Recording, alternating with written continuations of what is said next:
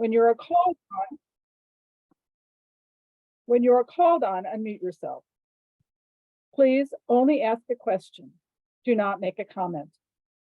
After you have asked your question, click on lower hand. You will not be called on again until others have had a chance to ask their question. Please remain muted unless you have been called on to ask a question.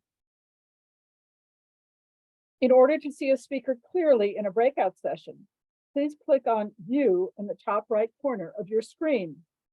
Then select Speaker from the drop-down menu. To see the ASL interpreters or for tech help, please return briefly to the main room. Illinois teachers may sign in and out of each session for 1 hour of credit. Use the QR code or the link in the chat.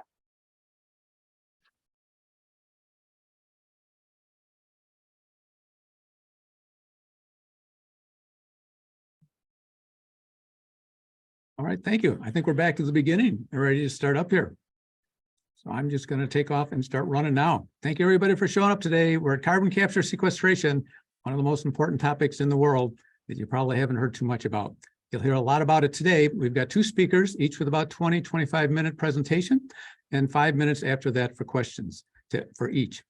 We may not get to all the questions, so please write down those so you can submit them later, and we'll respond to any other questions you have in the future if we don't get to them now.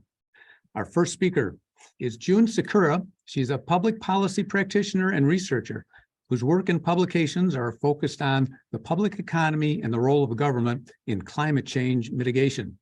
She's a visiting scholar at the New School for Social Research, where she's the director of Public Economy Project. Her work there includes leading a project on studying methods of climate mitigation.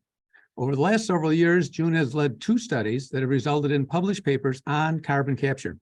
The first, published in 2020, was cited by the United Nations Principal Climate Change Body, the Intergovernmental Panel on Climate Change, otherwise known as the IPCC, in its report last year. Her most recent study, with 5 co-researchers, is titled Carbon Dioxide Removal: What Works? It was published last week. You'll be hearing information from both these studies in June's presentation. I now hand over our presentations to June. Take it away, June. Thank you, Bill, and thank you to the League of Women Voters of Illinois for the invitation. I'm just delighted to be able to talk with your group, and hope we have time for some questions at the end. I'm going to bring my slides up if it works. Okay, can the do the slideshow, Bill? Yes, they do. That looks good. Okay, great. All right, so I'm going to be talking about carbon capture, the PR, and the realities. So we hear a lot about carbon capture. I mean, I don't know, I'd love to have a poll of you in the audience to see how many have heard the term and what your impressions are. But in my informal conversations with people, I find that it's increasingly becoming known. And we hear that it's a climate solution, and we hear that, well, it's a solution, but it's unproven, but it's very, very promising, but it's too expensive. So we need to have government investment to bring the costs down. What we don't hear is that indeed it is proven, as the research by myself and others have shown, it is so far proven not to work. The public, what we also don't hear is the public is primarily been paying for it, not private investors. And so I'll be talking about this now. So I'll cover these points, the PR that we hear, the actual climate change fundamental problem that we face, the realities of carbon capture, and what could work. So the advocates and promoters of carbon capture, they basically crafted a vocabulary that we're all using. We're using their vocabulary, and thereby they're controlling the conversation.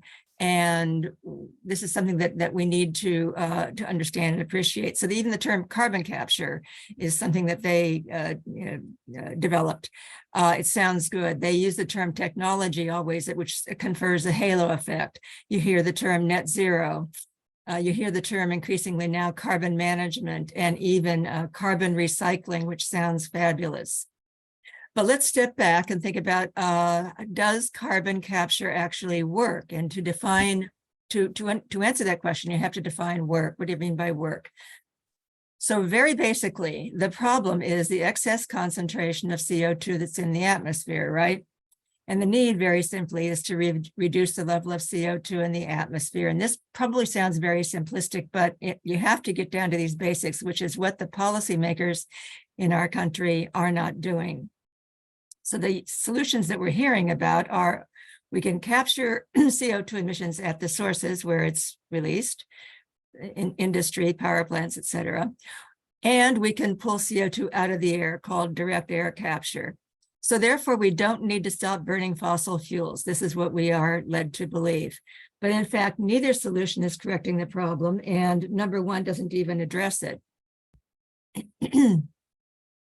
So the problem that needs to be solved again is the excess CO2 that's in the atmosphere. The level of CO2 in the atmosphere was at 280 parts per million for 6,000 years, and we're now at about 420 parts per million. Probably you've seen a graph like this somewhere showing the dramatic escalation in the last 250 years since we started using fossil fuels.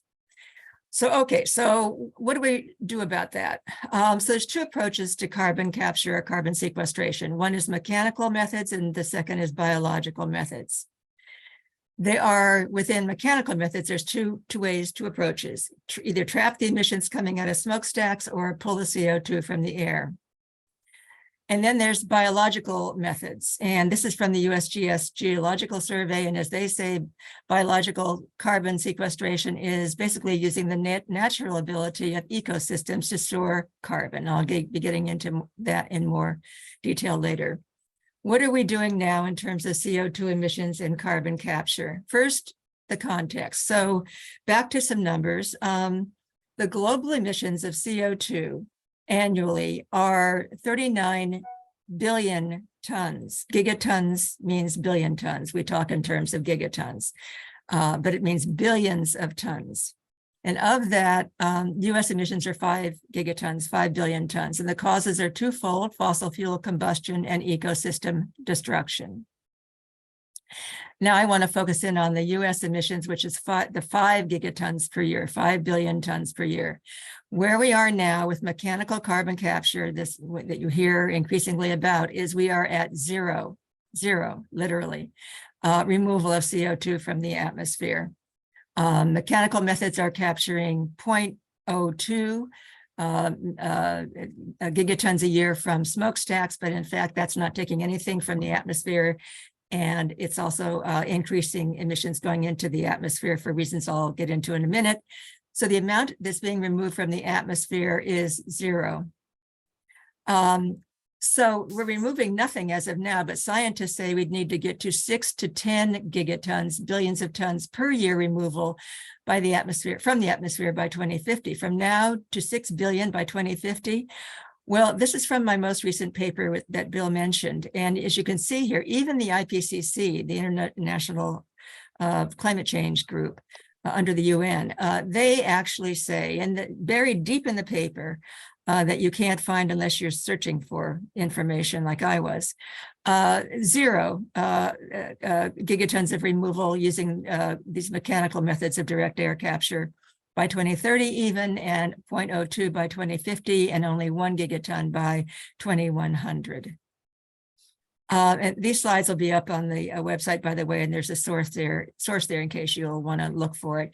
And I'm going to, at the end of this presentation, get into the biological methods, which you can see are much more effective than the mechanical direct air capture. And I'll come back to that. So just so you can understand, what is carbon capture and storage? It's a multi-stage chemical industrial process. And now I'm not talking about biological methods, just the mechanical methods here. You capture it, you transport it, and then you do something with it. And again, there's two types of capture, back to this slide. The point is that whether you're grabbing it from smokestacks or pulling it out of the air, it's an industrial process. It uses industrial machinery to trap flue gases, or to suck CO2 from the air, and chemicals, toxic chemicals, are used to separate the CO2 out. And these are some of the toxic chemicals that are used in the process. They're all toxic and they pose dangers to communities, which I think which have been particularly, I mean, the train derailment is just one indication of what could happen if we get to scale on this stuff. I have to underscore, though, I have to say, though, that carbon capture at ethanol plants does not use these toxic chemicals. There are other chemicals in the process, but not these, so it's not quite as toxic. At ethanol facilities. These are the 13, there's only 13 carbon capture sites in the United States right now. This is a list of them. 4 of them are at ethanol facilities. The others are fertilizer production plants and natural gas processing plants. They're all enabled by taxpayer subsidies. You're subsidizing all of these. None remove CO2 from the atmosphere. None is at a power plant, and 94% of the CO2 that's captured is used to pump out more oil, and I'll explain that in just a minute. All capture, it's important to understand that all carbon capture projects in the United States that were at power plants have failed. Everyone has failed. They've been all subsidized by taxpayers, $2 billion. This is a list of them. Not one single one ever worked, and all of them went belly up. Because the process doesn't work for a variety of reasons. There's only one operating CCS power plant in the world right now, and that's in Canada. It's barely limping along, and it caused the price of electricity to double. So basically, this capture at sources fails to reduce the level of CO2 in the atmosphere, and sometimes it actually increases the amount of CO2 in the atmosphere.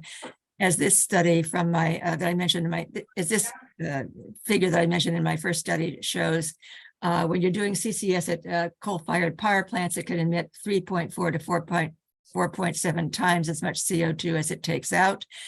And what about direct air capture? Well, the largest direct air capture plant right now in this country is going to be built by Occidental Petroleum using a process by carbon engineering. It's going to be powered by fossil fuel, natural gas mainly.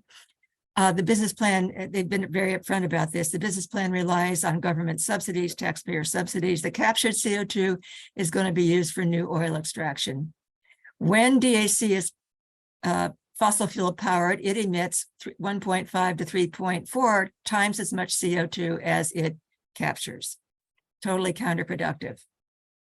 And this is the energy usage of DAC at 1 gigaton scale. It uses almost as much energy as the amount of electricity generated in the United States in 2017. It uses it requires vast amounts of electricity. This is the largest DAC plant in the world right now, which is in Iceland. It captures just 3 seconds worth of humanity's emissions, as one climate scientist said. So the next step in the process is you have to transport the CO2 by pipelines to a location or bury it. So what are the choices for what to do with the CO2? You can inject it underground, you can sell it as chemical feedstock, or you can sell it for oil extraction. And in the United States, 94% of all the CO2 that's captured in those 13 projects is used for enhanced oil recovery, which is, as someone said, injecting CO2 to emit CO2. So this is a diagram from the Department of Energy. You inject CO2. It's kind of like fracking. It's sort of carbon fracking is what I call it. You inject CO2 in the ground and into existing oil wells, and that pushes out the remaining oil, and the oil is pumped out, and then it's burned. So you have more CO2 when you're doing this with the captured CO2. Pipelines and storage, and Pam's going to get into this in detail, but I just want to make the point that there has to be compression of the CO2 once it's captured. This is a picture of the compression facility at ADM in Illinois, the ethanol plant, and then there have to be compression stations all along the lines, the pipelines, if you're going to transport the CO2 for any distances. This is the picture of the pipelines planned in the Midwest, which Pam will get into. This is a picture of the pipelines that are projected to be needed in the United States for less than 1 gigaton of capture and transport. This is from a study by Princeton a year or so ago. 66,000 miles of CO2 pipelines need to be built to get to just even under 1 gigaton scale. And this is a picture of the pipeline, CO2 pipeline rupture that nearly killed several people, and 45 people went to the hospital. Pam will be talking more about this as well. Storage, as someone said, one study said, the Institute for Energy Economics It is impossible to guarantee that stored CO2 will stay underground. This is a picture from a Department of Energy handbook on potential failure modes of CO2 injected underground. I'm not going to talk about it, but you can see that there's just all sorts of modes that can fail. In fact, there have been leakage and blowouts. This is a short list of some of the problems that have happened besides the rupture in Mississippi. A school in Wyoming was forced to close, houses evacuated, leaks, etc. So as someone said, what we're doing right now with our publicly subsidized carbon capture, the way we're doing it is we're building a publicly financed sewer system for the fossil fuel industry. That's Kurt Davies at the Climate Investigation Center said that. What could work? So back to this graph table from my most recent study. As you can see there, the IPCC itself, the international UN body itself, had these numbers, and I dug them out and put them into this table. Whereas direct air capture, the mechanical method, captures nothing even by 2030.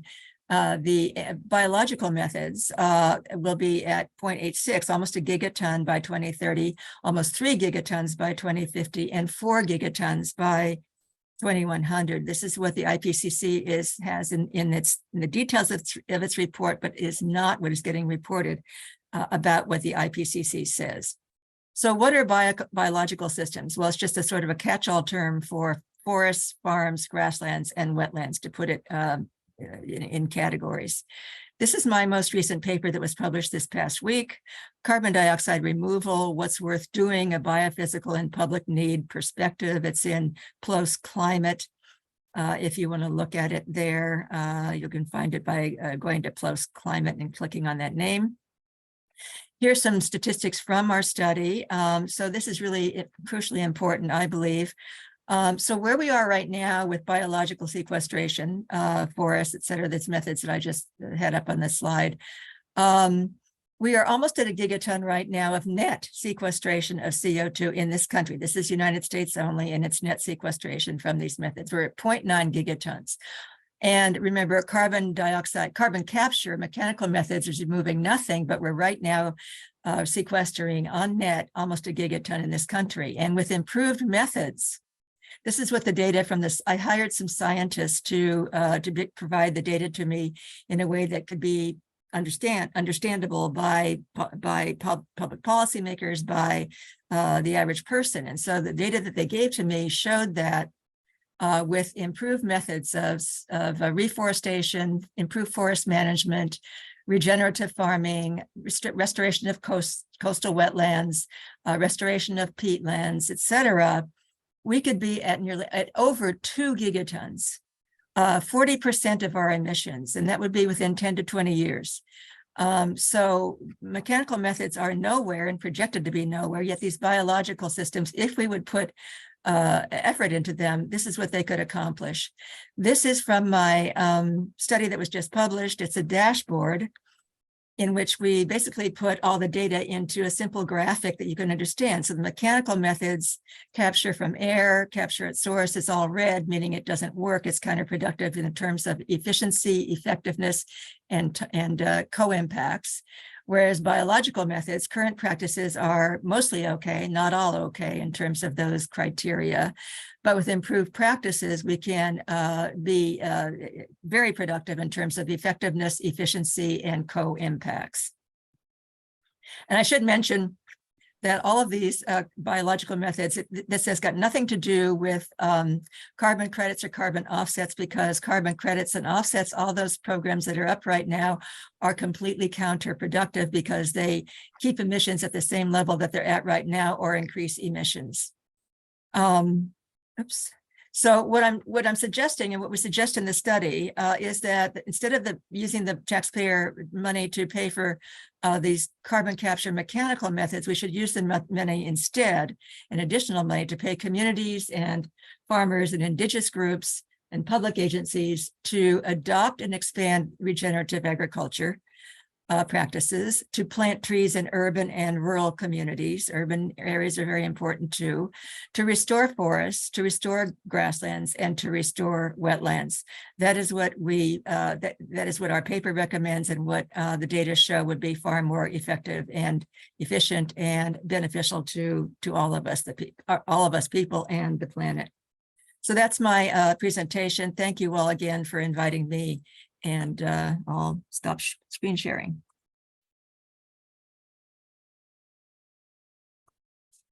Thank you, June. I warned you there was going to be a lot of information. I think we can agree. We got a lot of information there. That was awesome. It's wonderful stuff. We'd like to ask people who have questions to raise your hand so we could see your hand. And we'll go from there. I'm not seeing a lot of hands, so don't be shy.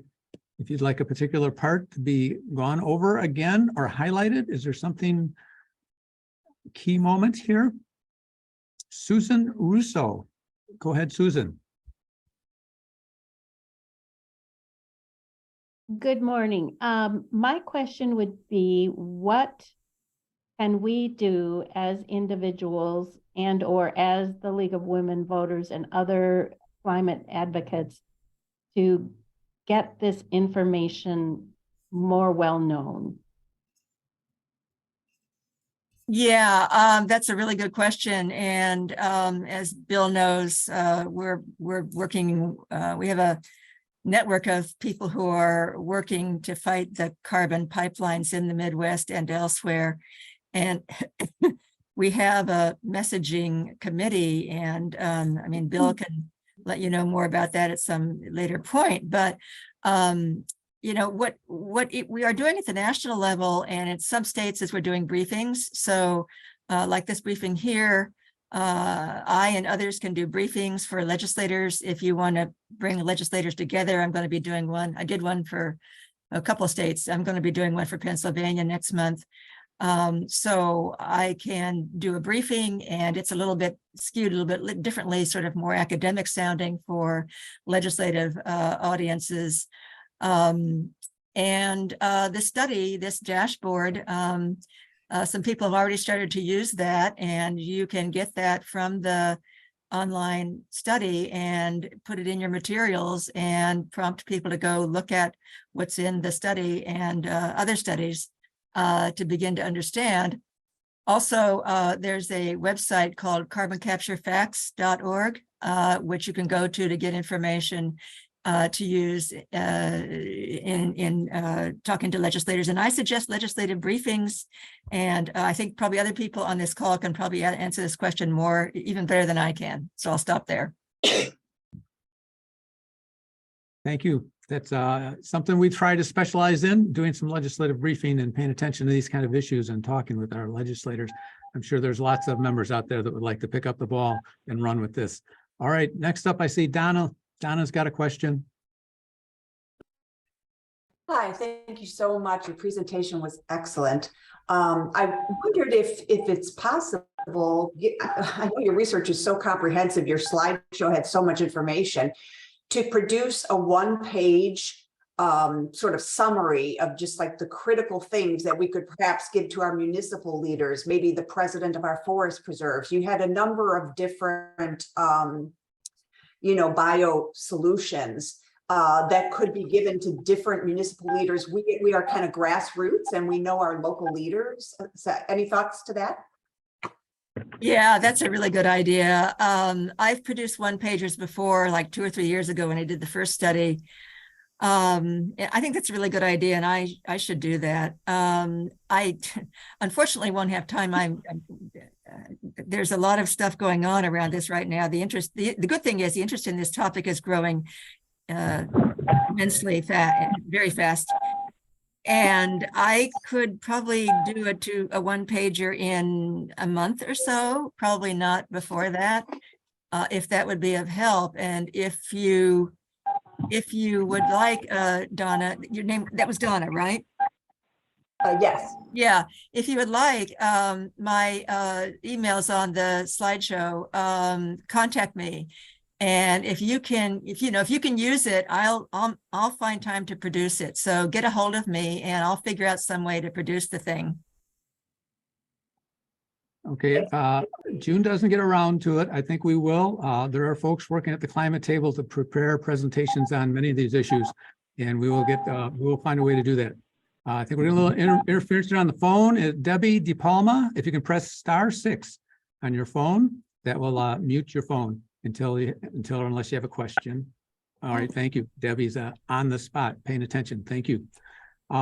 Is there another question happening up here or not? Otherwise, we've hit. There's Yes. Liz. Yeah, Liz and Wheaton. yes. Oh, I was wondering if any particular vegetation or trees or it's more effective, like an oak tree versus a maple, or is there any data on that? I'm sure there are, there's news every day. There was a news story that came out this past week on super poplars that have been bred to be super sequesters, and the institute here, and I'm near San Diego, and the institute here has been working on particular kinds of plants that can sequester more carbon than the average plant. I'm not an expert on that. The data in my study, which was given to me by a person who's a person who knows forests and a person who knows croplands, are based on current practices. So the data is about the practices right now in the United States, and it's averaged. So when I have data, the data for forests that are in the study are an average of all the sorts of forests that we have across the United States. And so it's an average, basically. You could contact Rich Birdsey, who's the person who's the guy on forests that was the co-author on this study. He's at the Woodwell Institute, Rich Birdsey, Birdsey at Woodwell, and he probably can answer your question. Thank you. all right, thank you. We're running over almost 11:05. And I think if anyone else has questions, please write them down and submit them to us. I believe you can either send it to the League of Women Voters US website or put a message in the chat here, and we will get your email since you've registered. We know who you are. And then we can make sure these questions are followed up on. But we're running short on time and we have lots more to do yet. Our second presenter is Pam Richart. So thank you everyone, especially June, for that last presentation. So next up is Pam. She's the co-founder and the co-director of Eco Justice Collaborative, now based in Champaign. Pam served in the leadership team for the Downstate Caucus of the Illinois Clean Jobs Coalition, where she helped pass the Illinois groundbreaking legislation, the Climate Equitable Jobs Act, known as CEJA. In January of 2021, Pam organized the Natural Climate Solutions Working Group of the Illinois Clean Jobs Coalition. She's currently organizer and leader of the Coalition to Stop CO2 Pipelines. And now I hand it over to Pam. Thank you, Bill. That was quite the, I'm almost ready to get out a different presentation to talk about biological sequestration, but I won't. Thank you, June, for that inspiration on what we can do. That's not always energy related, right? So I too am glad to be here this morning and thank the League for inviting me. I do want to spend some time talking with you about carbon pipelines, focusing on how they are different than oil and gas pipelines, why they are dangerous, the importance of rulemaking that's taking place by the federal government. And then I want to pivot to sequestration, kind of piggybacking on some of what June has said, and tie carbon capture, pipelines, and sequestration to two bills that are being that have just been introduced that we hope the League will support. So I too will share my screen and off we go as soon as I get this enlarged. So June talked quite a lot about carbon capture, so I don't want to go through that again because I think she did a good job. One of the things, though, that I want to emphasize is that oftentimes doing carbon capture requires another fossil plant to be able to power the system. And what does that mean? That means those emissions aren't captured, and it means more energy, more emissions, and those emissions include health-harming particulates.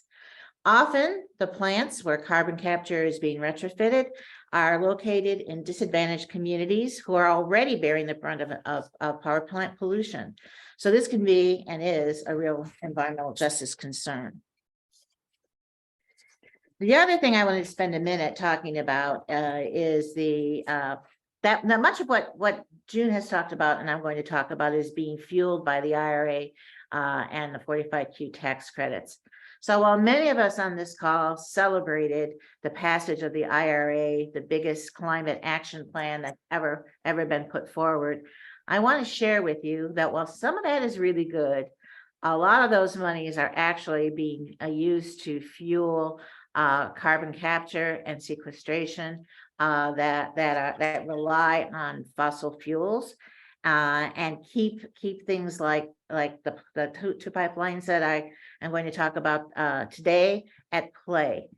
So it's not all good. So we're using this money as it shows here for geological storage and for other beneficial uses like enhanced oil recovery that puts more carbon into the atmosphere and then to store carbon in the ground.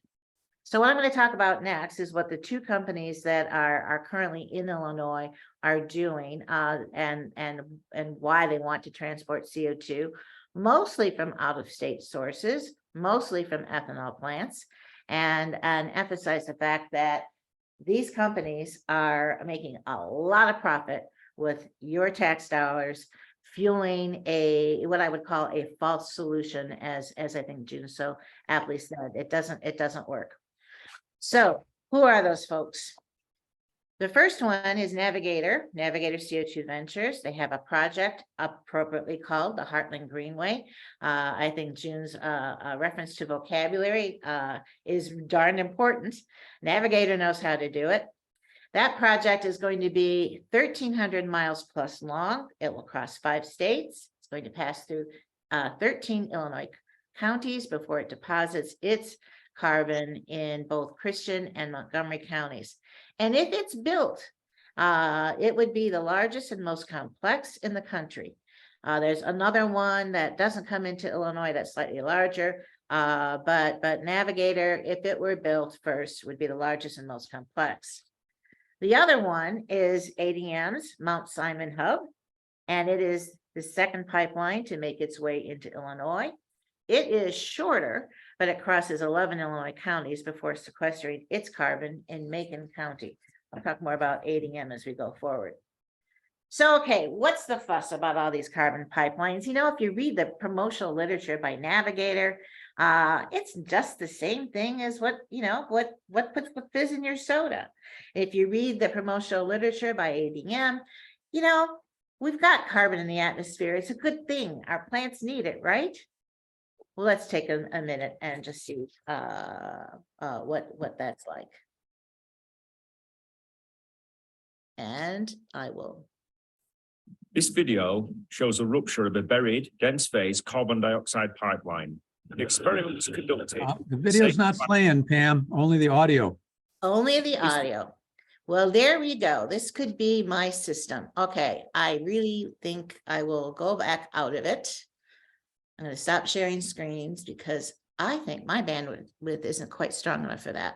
All right, let me go back in again and try it this way, Bill. All right, can you see that? That looks good. All right, let's try that. Video shows a rupture of a buried, dense phase carbon dioxide pipeline.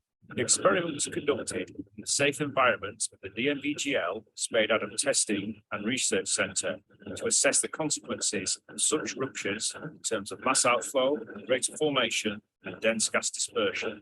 The viewer should note that the extent of the visible plume does not necessarily represent the extent of the dense gas hazard.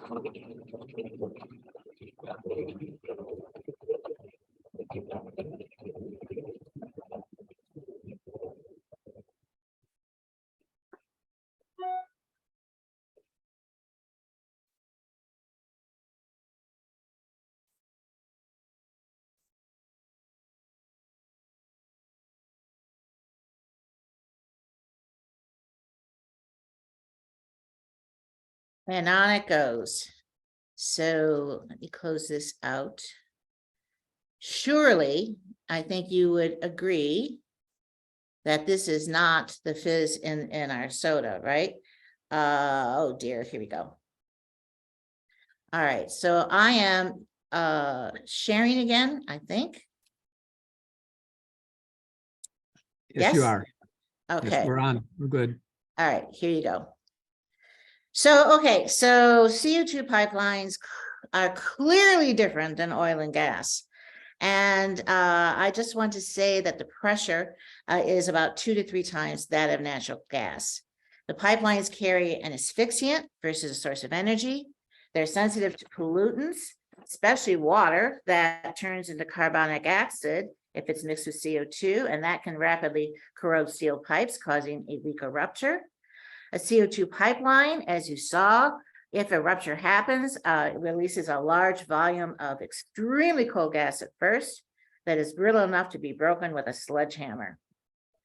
And the Pipeline Safety Trust says that the CO2 pipelines are, in fact, more susceptible to ruptures like the one you saw than oil and gas.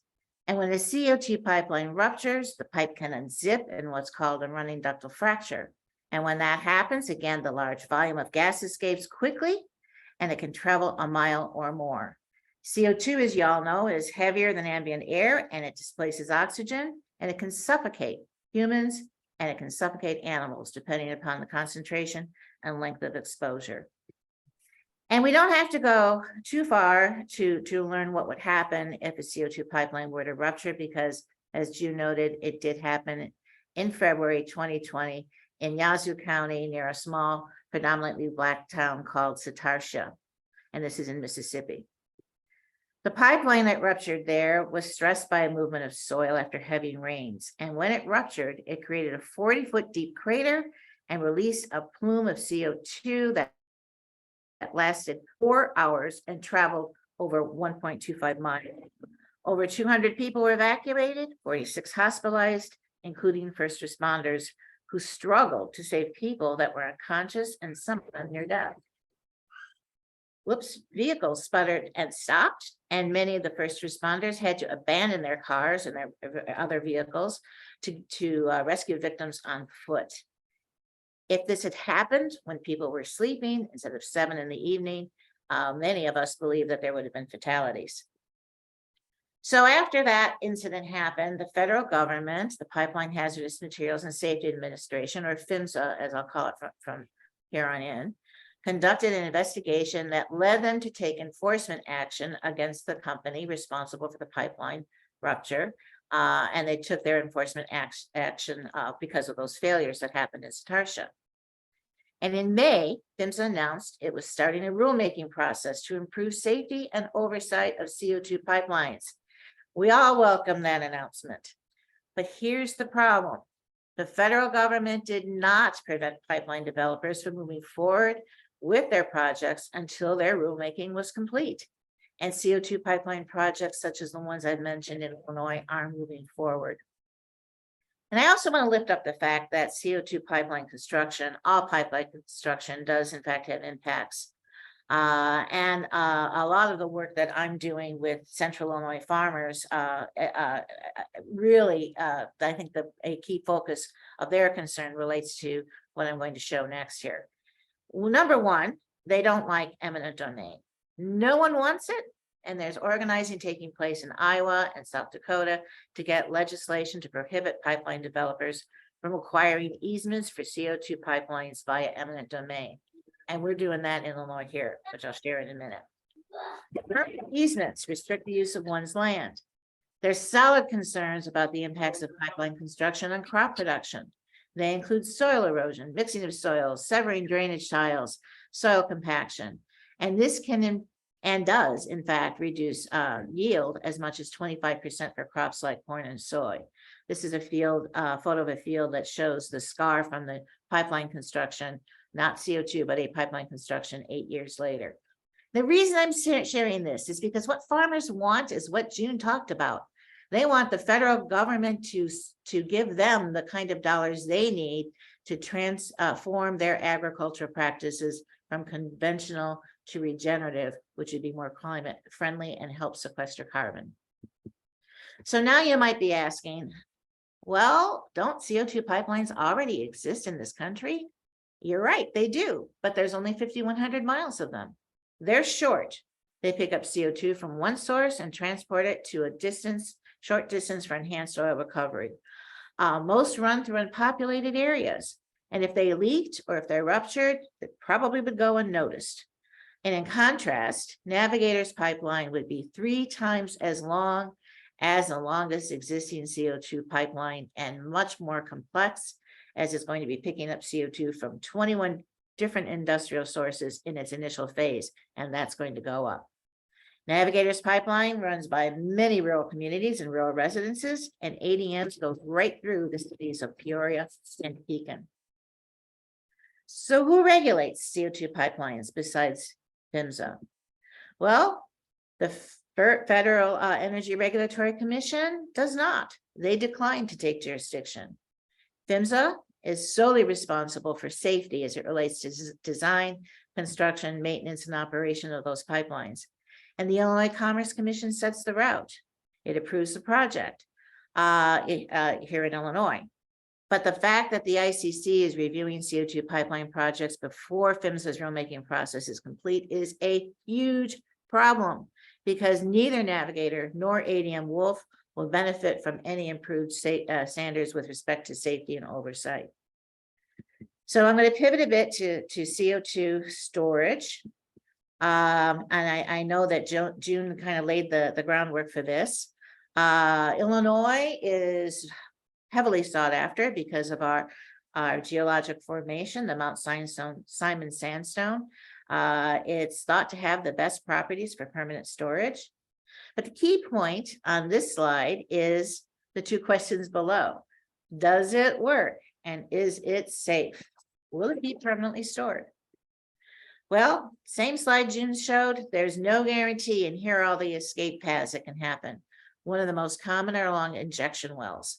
Other openings where testing has been carried out, which means you're drilling through the cap rock, that's another escape path. Faults in the cap rock, natural faults that may have been unmapped. New faults that may occur by earthquakes, including induced earthquakes. It can come out via active or abandoned wells. And as you'll see here, the more buoyant CO2 moves upwards and it moves laterally, potentially beyond the area that's been studied. And if it comes in contact with drinking water, the impacts are huge. Navigator had proposed placing 2 of its injection wells through an aquifer serving 90% of Taylorville and 6 communities. And those injection wells, as I just said, are pathways for the CO2 to escape. We called them out on it, and I believe they've adjusted their plans. And I'm hoping they have. I haven't seen their final plans yet, but I'm hoping they did, because their alignment seemed to shift south. Here's the biggest problem. It's never been done at this scale before. I want to underscore that. Carbon sequestration has never been done at this scale before and is still being studied. Look at the map to the left. All those dots reflect studies that are ongoing with the federal government and its partners. Pressure has to be controlled to avoid inducing earthquakes like the kind we see in Texas and Oklahoma associated with the oil and gas industry. A natural earthquake or an induced earthquake can break the cap rock, re-releasing the CO2 and making the reason for doing this in the first place kind of moot. Controlling pressure can mean brine in the saline aquifer, which here in central Illinois is slightly radioactive. It means it has to be extracted and then they'll have to be disposed of. CO2 can migrate under a non-consenting landowner's property. That's a problem if you don't agree to it. Now it's there at your feet. And long-term liability. Who will be responsible for monitoring and maintaining the sequestration site long-term? It can take 100 years or more for the CO2 to solidify. And while it's true that the ADM facility indicator has sequestered CO2 successfully over the past 11 years. Their project is nowhere near the scale we're looking at here in Illinois with just 2 CO2 pipeline projects. In fact, ADM and Navigator together would be 90 times as large as that which is has been taking place over the past 11 years by ADM. So the scale just isn't comparable. So I do want to say this slide brings it home for those of us working in Illinois, central Illinois, about what's happening. The carbon capture facilities are on the left, the pipelines in the center, and the sequestration is on the right. It's real, and our state has become the hotbed for carbon capture, sequestration, and pipelines. So what are local governments doing? Well, they're speaking up, they're speaking out. Look at all they've done. They've been adopting resolutions and moratoriums, and they've been entering in the ICC process here in Illinois because that's the only way we can stop the project at this point. And we all have to do this again because Navigator is going to refile after briefly withdrawing their application, and ADM is expected to file any day. So it's time for the state to come to the rescue. Local governments have done everything they can do. And so this is where you come in. We have two bills that are proposed. And when I'm saying we, I'm speaking of the Illinois Clean Jobs Coalition, where this is happening in partnership with the Coalition to Stop CO2 Pipelines. We're part of that larger ICJC structure. So the first bill is a moratorium on pipelines, and the second is the larger CCS bill. The moratorium is pretty simple. It's going to stop the approval and construction of all CO2 pipelines in Illinois for up to 2 years or until PHMSA's rulemaking process is finished, whichever comes first. We can't put that in a state bill. It would be preempted. It's only the federal government who can deal with that kind of safety. But the larger bill has a whole lot in it, and it would be regulatory and require rulemaking that would take another 2 years. This bill sets up an application process as an EIS process, environmental impact, with an analysis of purpose and need, identification of impacts, analysis of alternatives, and public participation. Lots of public participation. It would require the developer to analyze life cycle impacts of the project to show it would be net carbon negative, and it would require the developer to compare it to other alternatives that could be deployed to achieve those same emissions reductions. 100% of the landowners would have to agree to it. The developer operator would be fully liable for CO2, and it would require the developer operator to do the post-closure long-term care monitoring and reporting requirements for 100 years. The US EPA currently requires 50 years. Lots of strong financial assurances. And lastly, it would ban EOR, which is, you know, it puts more carbon into the atmosphere than it removes.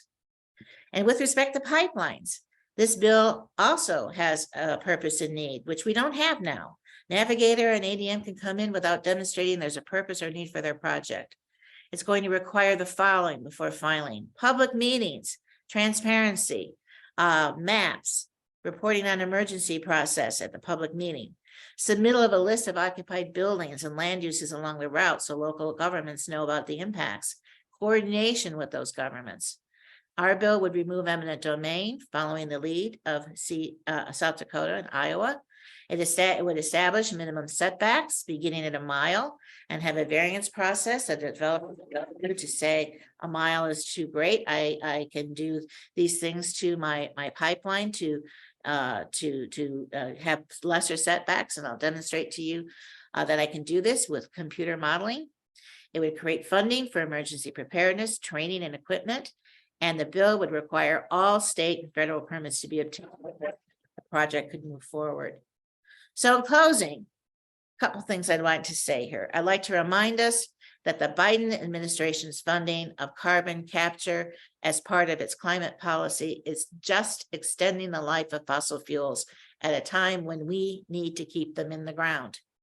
Keeping power plants operating in EJ communities is flat out environmental racism. And 45Q puts much of our climate policy in the hands of the fossil fuel industry.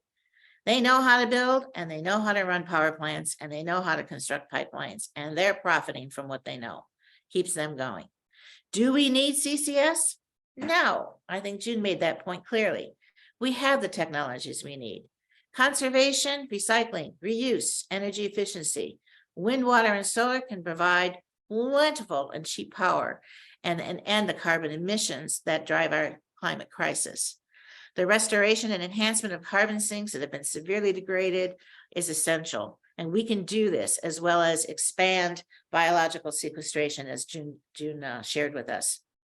So moving forward with expensive CCS projects diverts funding from what we know works and what we know costs less.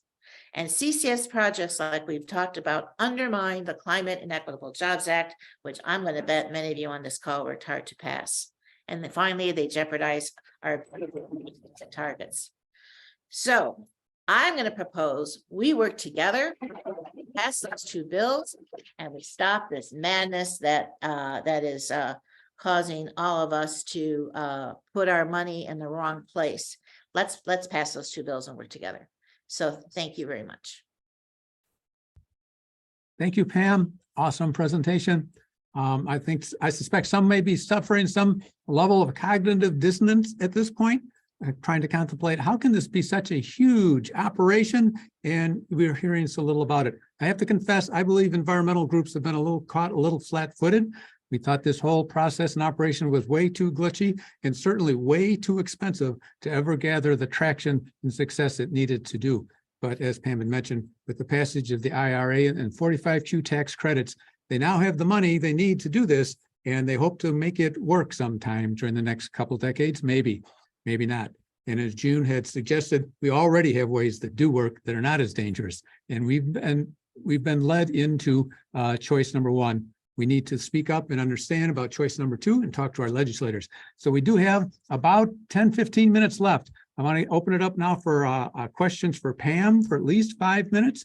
And then after that, if somebody has a question remaining for June, it could be like for either one of them after that. So starting with the first hand to go up.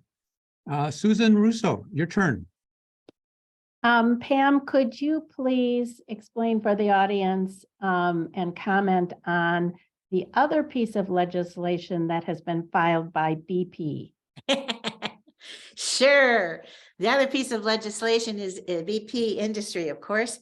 So they are working hard to make it possible to do what Navigator has found not possible to date, which is to get landowners to sign on to the leases. They have a formula that would require landowners to, in fact, it's like eminent domain. Once they reach 61% of landowners agreeing, then the project would move forward. They also want to turn over the project after it's complete to the state of Illinois. That's a current trend that I think we're seeing among many states.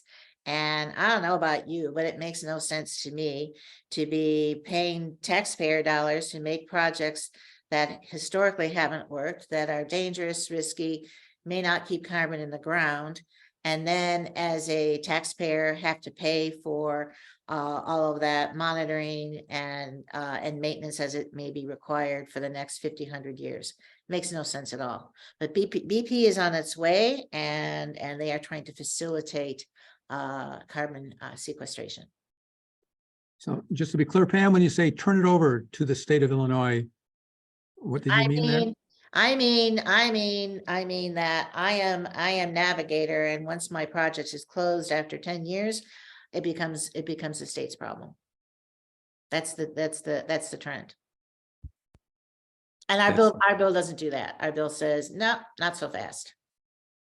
So we will be all on the hook. Failing this, we will be left on the hook. I'm not seeing any other hands up at the moment.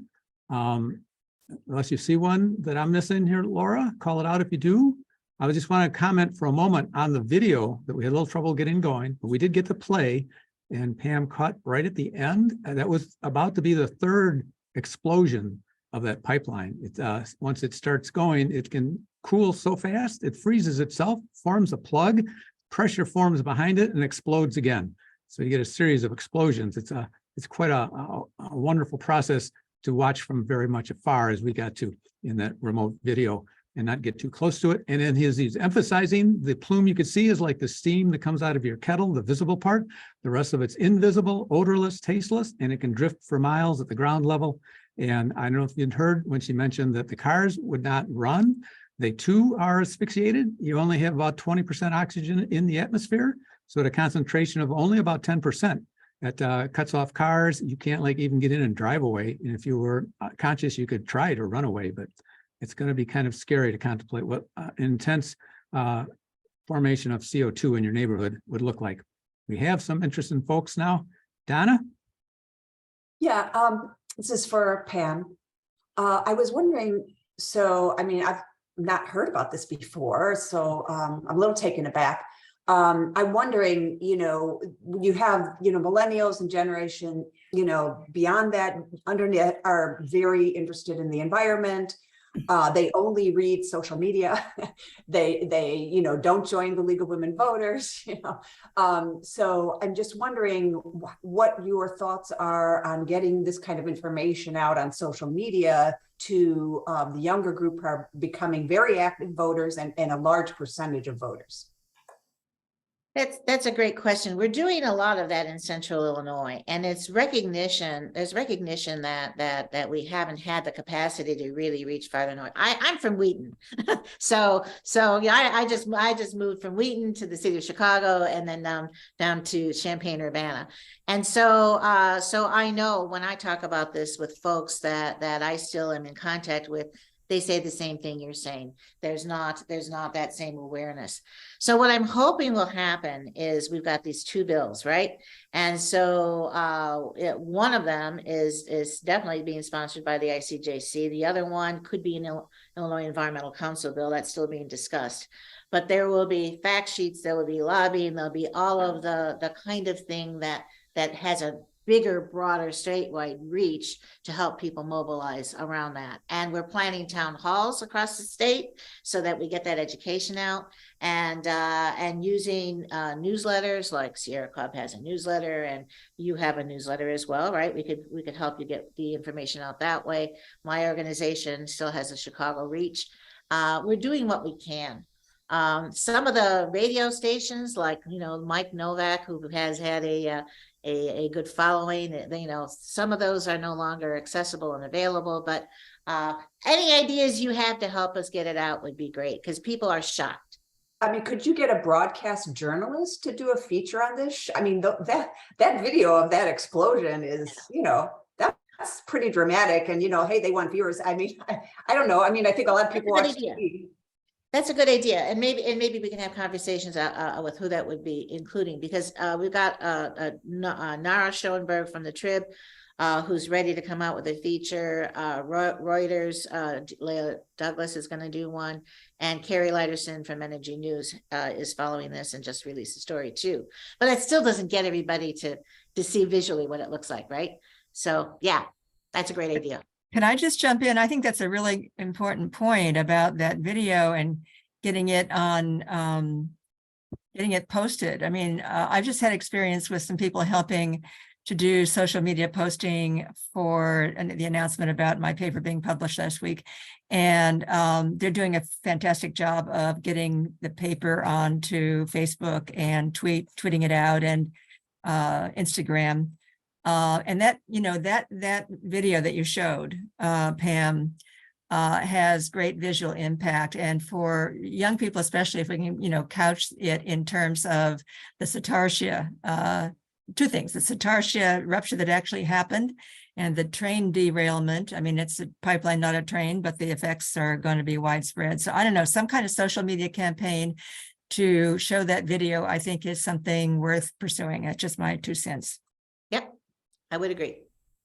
If I could, we have Liz has another question, and then following her will be Diana.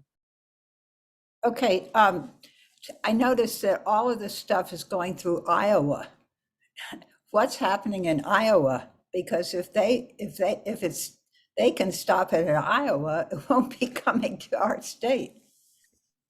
There's a lot of activity in Iowa. You're right, and that they have 3 pipelines that they're fighting simultaneously. So that includes Navigator, ADM, and another one called Summit. And so they have a lot of ethanol plants. And what's happening here with these CO2 pipelines that are in Iowa and also coming into Illinois is it's easiest to capture CO2 from ethanol plants. So, so the technology is more advanced, I would say, than doing it from coal, which still has its problems. And so there's a lot of ethanol facilities in Iowa.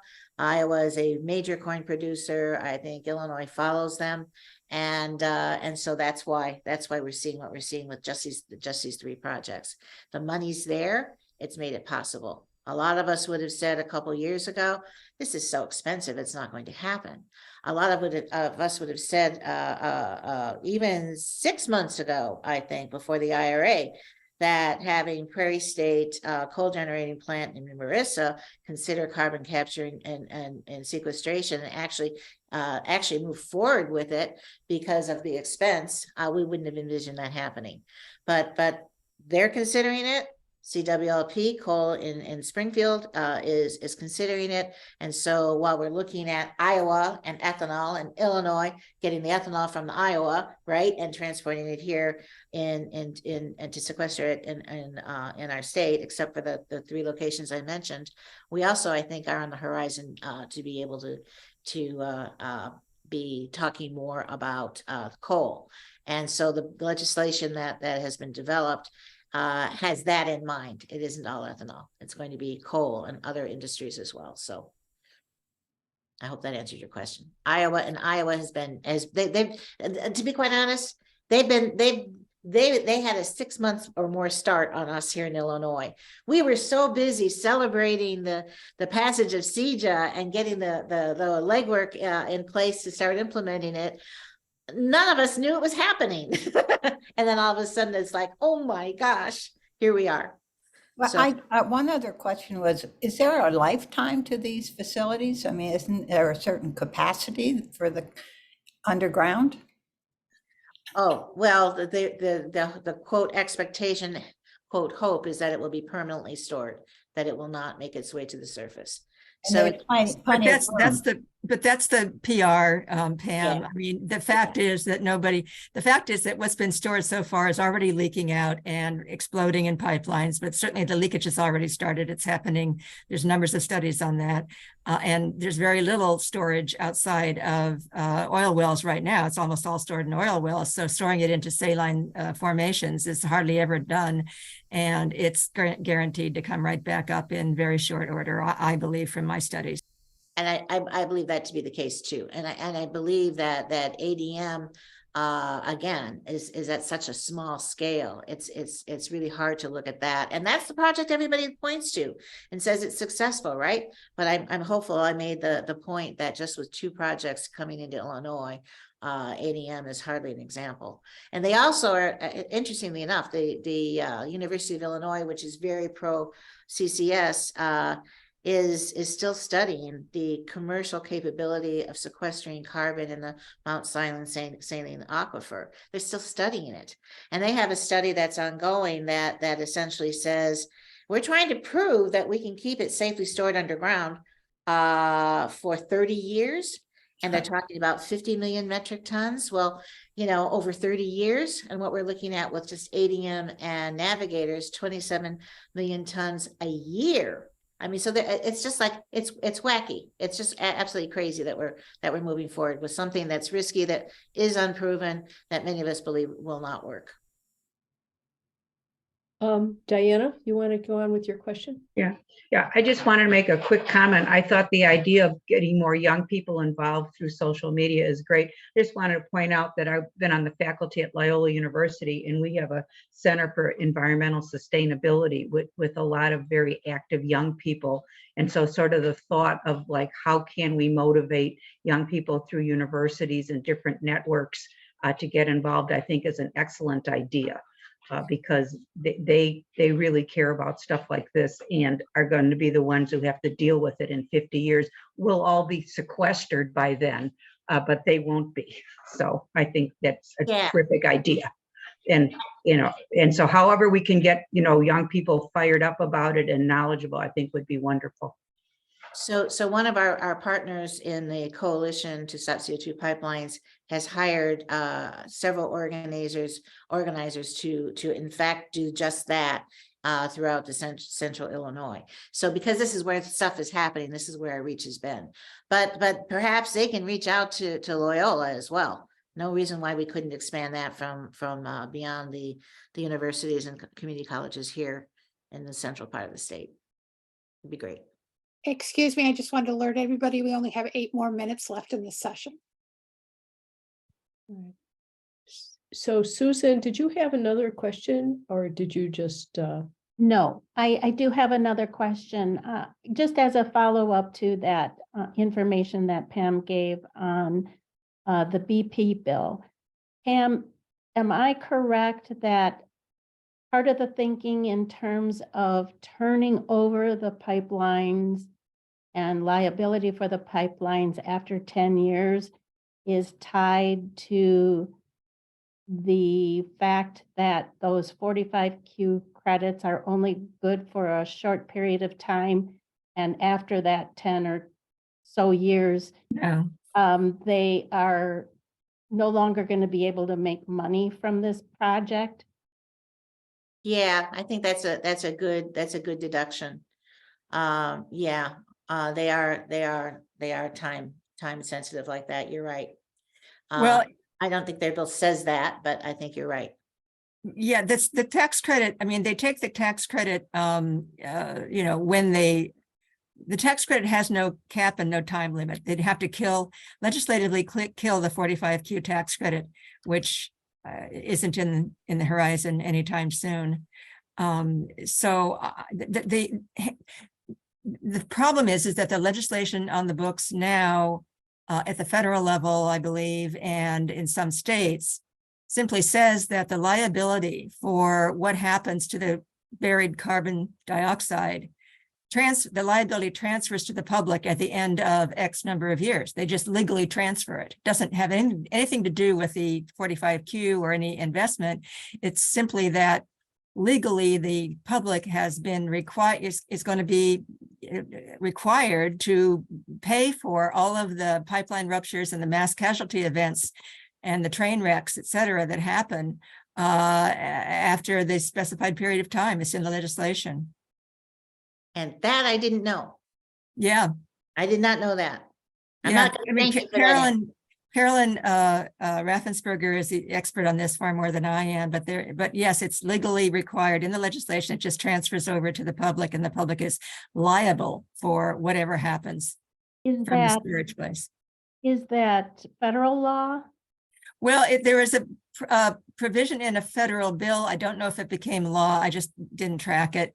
Carolyn Raffensperger, who's heading the Iowa organization, she's the expert on this liability issue of being transferred to the public in various states. Thank you. I just wanted to add too, if I could, that the ADM facility, while it's touted as an example of sequestration without using the captured CO2 to pump out more oil, they just shove it down into an aquifer well, which has its own host set of problems. I mean, putting it into that kind of formation is hugely problematic. But the thing that needs to be understood too is that carbon capture at that ethanol facility only captures, I think it's like 8% of the CO2 emissions from that facility. That ADM plant, most all of the captured of the CO2 is still going into the air because there's no carbon capture CCS equipment attached to it. And I believe, I'm pretty sure, Pam, you may know, or Bill, I believe that the CCS, that the ethanol facility is powered by natural gas, which is the big reason why there's a whole lot of CO2 that's going out that's not being captured by that ethanol facility. So they can talk about the little sliver of it, but nobody looks at the whole picture. Nobody looks at the whole picture, which again is what this bill is going to do. And I think it's, you can, I think it's more like 11% versus 8%, but it's, yeah, you're absolutely right. If I could interject here before we cut off, Donna, if we have time, get your question, but I want to put in a plug too for the coalition to, Pam, your group coalition to halt pipelines. Please give it to me because you have on that website some amazing videos, and particularly the one about Catarsia. Katarsha. Mhm. That is pretty scary. But if people want more, you can get on. So if maybe you could put it in the chat or. Absolutely can, absolutely can. And to get to that, to go to the resources tab, and there's a whole host of videos that you can access there, as Laura just said. So I'll put it in the chat now. And then I think we've just one more question, Donna, I guess, and you'd wrap us up. Oh, well, I just feel like, I thank you for telling us about the bills. I wasn't aware of them. I assume they're just being introduced. They're not yet transferred to committee, but then we have a short window to get these bills passed. So, I think we need to figure out what the league can do to help you as much as possible. We could, have you done a letter to the editor campaign that we could, just flood all the newspapers with up and down the state? Contact our legislators. What are, I don't know if you can share any of your. That's an excellent question, and Bill and I both sit on this legislative committee that is struggling with how to get this off the ground. It's rather crazy that we're struggling with how to get it off the ground. But the fact is, they've been trying to figure out how to do these two bills simultaneously, and how to do this in a way where both bills have an opportunity to pass, because they do different things. So the rollout is of the two bills, and you're right, they haven't gone to committee yet, is expected hopefully this coming week. And then there'll be a whole campaign strategy, and we can reconnect with the league around that. So, and there'll be fact sheets, and there'll be interviews, and there'll be town halls, and there'll be letters to the editor, and there'll be all of that. Hasn't started yet. So you're getting brand new information, because these bills were just filed. They met the Senate deadline of the 27th, and I think the House was just last week. So they're brand new.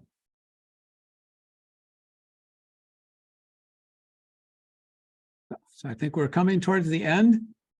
Is anybody else? If you've got any other questions that come up later in the time, there's a note. We send them to the League of Women Voters Illinois IL.org, and we will follow up and respond. Any questions you have there, and then just pay attention. Newsletters et al. We'll be promoting this as heavily as we can, and hopefully getting some people involved and moving forward with this. We can't keep it our little secret. The world has to know that this is happening. So thank you. I want to thank our guests once again, June and Pam, for taking the time to come and talk with us today. These were excellent presentations, and I think I can speak on behalf of almost everybody who was here. If not everybody, I'm going to take the lead and say everybody thought these were wonderful, and we're very grateful to hear everything that you had to share today. And we're looking forward to participating with this in the future and moving the needle on this and get something done. All right, thank you very much. Laura, was there anything else we need to do to wrap up and transition out from our